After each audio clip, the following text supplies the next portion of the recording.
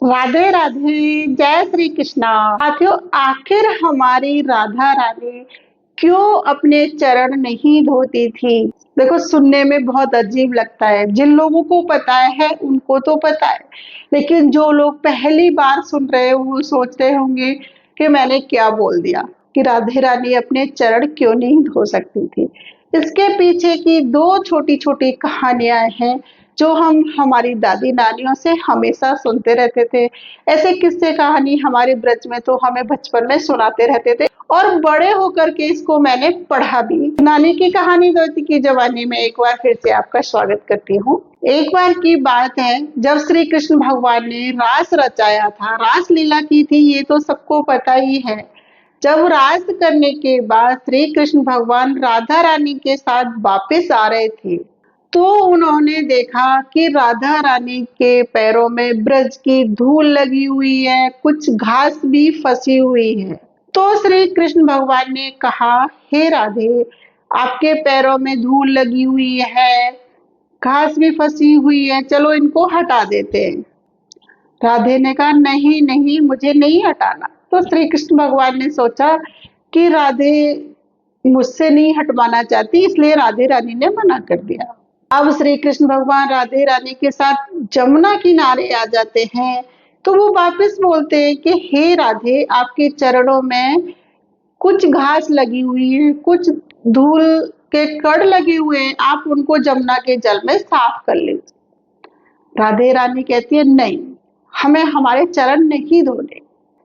पहले तो श्री कृष्ण भगवान ने सोचा था कि शायद राधे रानी मेरे हाथों से अपने चरणों को हाथ लगवाना नहीं चाहती, इसलिए नहीं हटाने देनी है।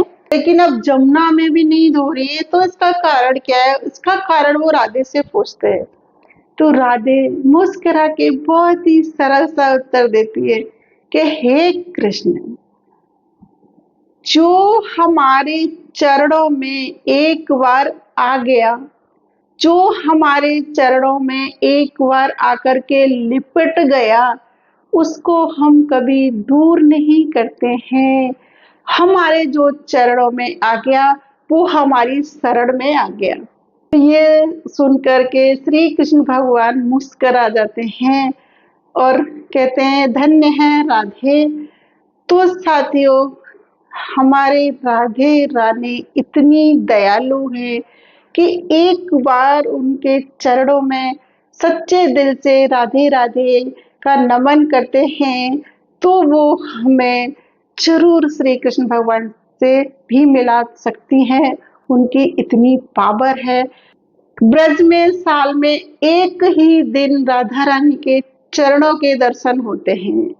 केवल पूरी साल में एक दिन राधा रानी के चरणों के दर्शन होते हैं बरसाने में, और उस दिन लाखों में करोड़ों में श्रद्धालु पहुंचते हैं राधा रानी के चरण के दर्शन के लिए।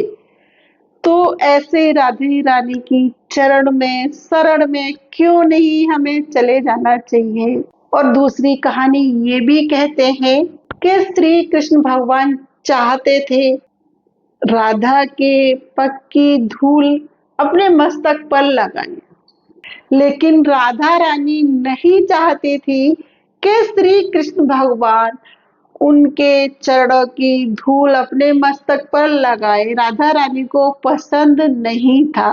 कई लोग ये भी कहते हैं इसलिए राधा रानी अपने चरण नहीं धोती थी।